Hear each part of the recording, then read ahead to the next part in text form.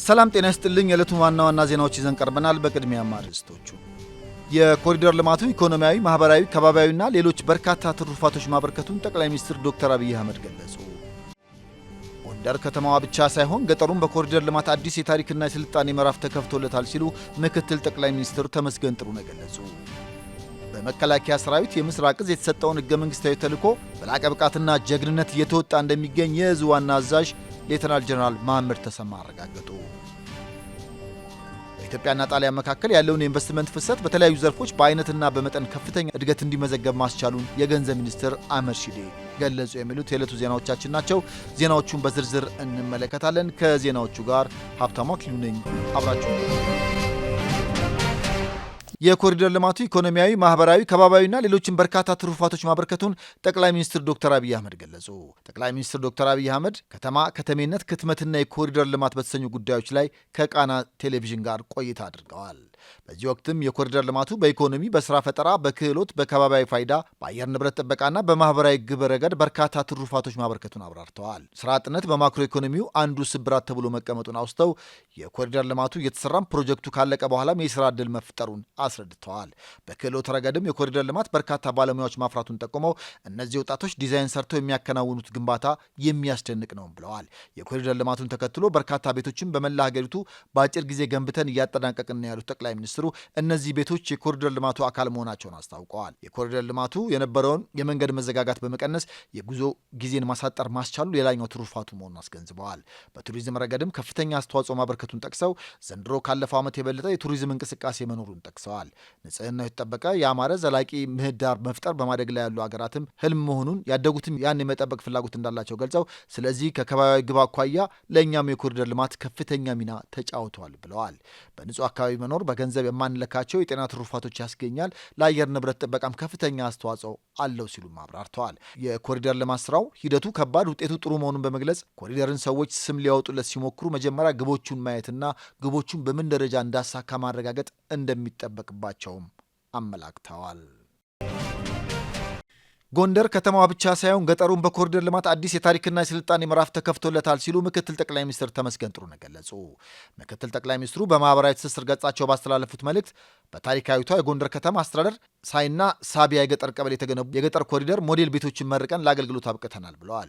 ይህ ፕሮጀክት ከተማዋን ብቻ ሳይሆን ገጠሩንም እኩል የማዘመን የማስዋብና በልማት የማሸጋገር ሀገራዊ ራዕያችን በተግባር የታየበት ነው ሲሉም ገልጸዋል። በአንድ ወር የግንባታ ጊዜ ውስጥ የተጠናቀቀው ይህ ሞዴል መንደር በአካባቢው ለረጅም ዓመታት የቆየውን የጤና ጣቢያ፣ የመብራትና የውሃ አገልግሎት ጥያቄ በተግባር መልሰዋል ነው ያሉት። የአካባቢውን ቁሳቁስ ከዘመናዊ የመሐንዲስ እውቀት በማሰናሰል በአካባቢው በሚታወቀው የደቢያት የትብብር ባህል ደግሞ አርሶ አደሩን ቀጥታ በማሳተፍ እጅግ ዘመናዊ ቤቶች ተገንብተዋል ብለዋል። የሰዎች መኖሪያን ከእንስሳት መጠለያ በመለየት ለጤናማና ለስልጡን አኗኗር መሰረት ጥለናል ብለዋል ምክትል ጠቅላይ ሚኒስትር በመልእክታቸው። ዙሪያውን በተቀናጀ የልማት ትሩፋት የታጀበው ይህ የገጠር ኮሪደር አርሶ አደሩን የዘመናዊነትና የምርታማነት ባለቤት የሚያደርግ ነው ሲሉም ተናግረዋል።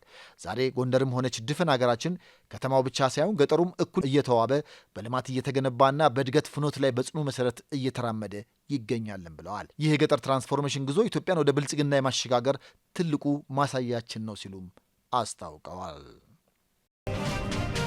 በመከላከያ ሰራዊት የምስራቅ እዝ የተሰጠውን ህገ መንግስታዊ ተልዕኮ በላቀ ብቃትና ጀግንነት እየተወጣ እንደሚገኝ የእዙ ዋና አዛዥ ሌተናል ጀነራል መሐመድ ተሰማ አረጋገጡ።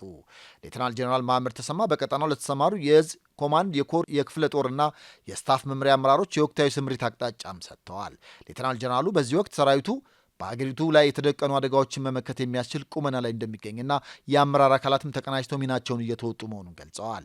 የምስራቅ እዝም ሀገራዊና ተቋማዊ ተልዕኮውን በጽናት በመወጣት ላይ ይገኛልም ብለዋል።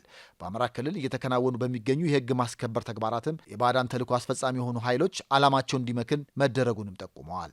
በቀጣይም ከክልሉ የጸጥታ ኃይሎችና ከህዝብ ጋር ይበልጥ በመቀናጀት በቀጠናው አስተማማኝ ሰላም ለማስፈን በትኩረት እንደሚሰራም አረጋግጠዋል።